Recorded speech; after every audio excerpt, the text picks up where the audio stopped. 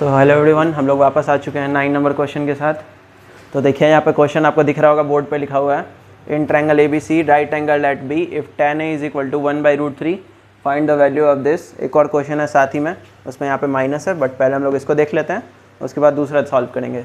तो यहाँ देखिए हम लोग ट्रायंगल बना लिया है, इसमें क्वेश्चन के अकॉर्डिंग बनाया हुआ है। ए बी सी ट्रायंगल है और राइट एंगल एट बी, यानी कि बी पे राइट एंगल बना हुआ है। तो आपको पता है बी पे राइट एंगल ट्रायंगल बना हुआ है, तो सामने वाला क्या हो जाएगा, हाइपोटेनस हो गया ये। अब हम लोग को परपेंडिकुलर और बेस कैसे डिसाइड करना है, आपको बताया था फर्स्ट ही क्वेश्चन से कि जो भी एंगल होता है उसके सामने वाला परपेंडिकुलर होता है और जो बच जाता है लास्ट में वो बेस हो जाता है। तो यहाँ पे भी दो एंगल का बात हो रहा है। देखिए यहाँ पे एक ए है एक सी है, ठीक है। उसी तरह ए और सी, ए के लिए ये वाला परपेंडिकुलर होगा और सी के लिए ये, मतलब उसके आमने सामने वाला। तो हम लोग पहले देख लेते हैं दिया क्या है क्वेश्चन में। यहाँ tan a का वैल्यू दिया हुआ है 1/√3, ठीक है। और tan का फॉर्मूला आपको पता है क्या होता है, p/b होता है, यानी कि परपेंडिकुलर का वैल्यू 1 और बेस का वैल्यू √3 दिया हुआ है।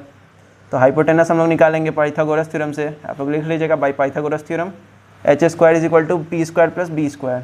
तो हम लोग p² यानी कि 1 का स्क्वायर प्लस √3 का स्क्वायर, ठीक। 1 का स्क्वायर 1, √3 का स्क्वायर 3 हो जाएगा, यानी कि 4 हो गया। तो h² का वैल्यू 4 आया।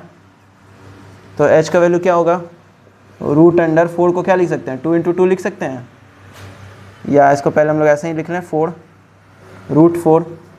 फिर 4 को हम लोग क्या लिख सकते हैं, 2 × 2 लिख सकते हैं ऐसे। और आपको पता है रूट के अंदर कोई चीज़ अगर 2 बार होता है तो एक बार हम लोग उसको बाहर लिख लेते हैं। तो हाइपोटेनस का वैल्यू 2 आया, तो हम लोग यहाँ पे दिखा देते हैं हाइपोटेनस का वैल्यू 2 आ रहा है, क्योंकि ये तो फिक्स है सबके लिए।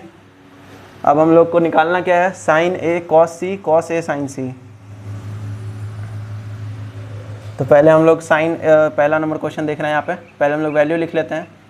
sin a का वैल्यू क्या होगा, देखिए यहाँ से sin a का वैल्यू क्या होगा। sin a का फॉर्मूला क्या होता है, परपेंडिकुलर बाई हाइपोटेनस। अब हम लोग को हाइपोटेनस तो सबके लिए सेम है, 2 है, हाइपोटेनस पता चल गया।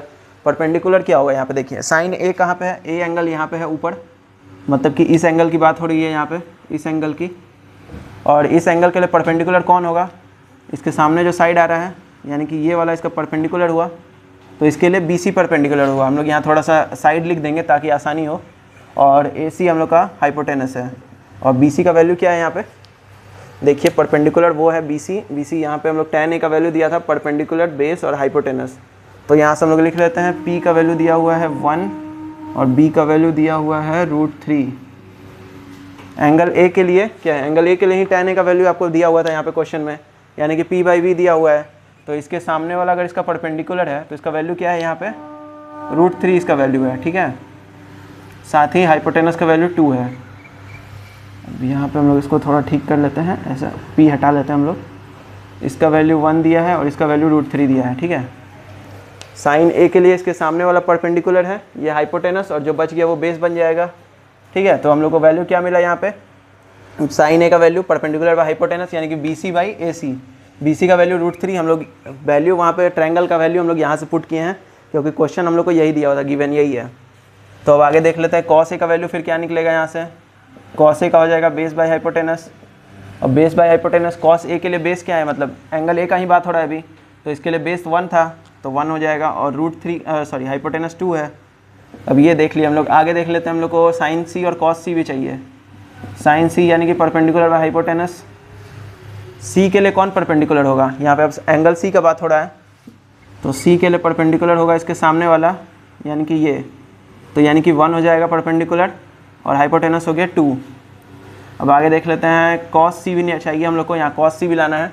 तो cos c base by hypotenuse, cos c के लिए बेस कौन है, √3, हाइपोटेनस तो 2 सबके लिए है। अब देख लेते हैं, हम लोग सबका वैल्यू निकाल लिए हैं। अब यहाँ पे बस पुट कर देना आपको। तो यहाँ पे क्या है, sin a cos c है, तो sin a का वैल्यू क्या है, √3/2। cos c का वैल्यू क्या है, √3/2, प्लस cos a का वैल्यू 1/2 और sin c का वैल्यू 1/2, ठीक है। अब यहाँ पे हम लोग देख लेते हैं ये कितना हो गया, √3 × √3 3 हो जाएगा, और 2 × 2 4। जब एक जैसे चीज़ को हम लोग रूट में गुना करते हैं तो आपको पता है एक बार बाहर आ जाता है। √3 × √3 2 बार है, तो उसमें से एक को हम लोग बाहर लिख लेंगे, और 2 × 2 तो 4 हो गया। यहाँ पे हो जाएगा 1/4। अब 4 LCM है इसका, तो क्या हो जाएगा 3 + 1, ठीक है। 3 + 1 हो गया 4, 4/4, तो ये कटेगा तो कितना आंसर आएगा इसका, 1 आंसर आया। तो आप लोग देख लीजिए, यहाँ पे ज़्यादा फोकस करने का ज़रूरत है आपको, ठीक है। एंगल के सामने वाला हमेशा परपेंडिकुलर होता है, ठीक है। अब हम लोग सेकेंड क्वेश्चन देखते हैं इसका।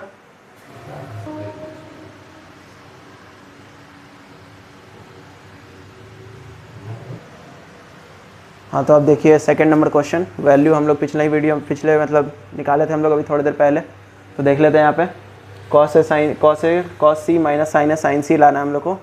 ट्रायंगल वही वाला है, सेम टू सेम आप देख सकते हैं वहाँ पे। तो हम लोग को बस वैल्यू पुट कर देना है। अब तो वैल्यू हम लोग निकाल चुके हैं पहले से ही।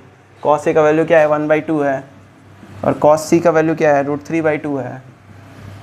साथ ही माइनस में यहाँ पे साइन ए का वैल्यू कितना है, √3/2 है, और साइन सी का वैल्यू है 1/2। आप लोग यहाँ देख सकते हैं, यहाँ चारों वैल्यू लिखा हुआ है।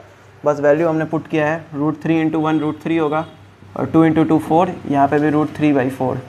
अब यहाँ कुछ नहीं है तो प्लस है, तो आप देख सकते हैं कि प्लस वाला और ये माइनस वाला कट जाएगा, और बचेगा आंसर कितना आ जाएगा, आंसर आ जाएगा आपका 0 आंसर आ गया, ठीक है। पहला वाले क्वेश्चन का भी आंसर हमने निकाला था, तो उसका आंसर 1 आया था। अब इस वाले क्वेश्चन का आंसर 0 आ रहा है। तो ये था 9 नंबर क्वेश्चन, आप लोग देखिए और समझिए। अगर आपको नहीं समझ में आ रहा तो एक बार और रिपीट कर लीजिए वीडियो, और फिर भी अगर आपको कोई दिक्कत है तो कमेंट में ज़रूर बताइएगा। हम लोग अगले ही वीडियो में उसका सॉल्यूशन निकालेंगे आपके लिए। और साथ ही चैनल को सब्सक्राइब करके रखिए ताकि और भी वीडियोज़ आपको सबसे पहले मिलते रहें।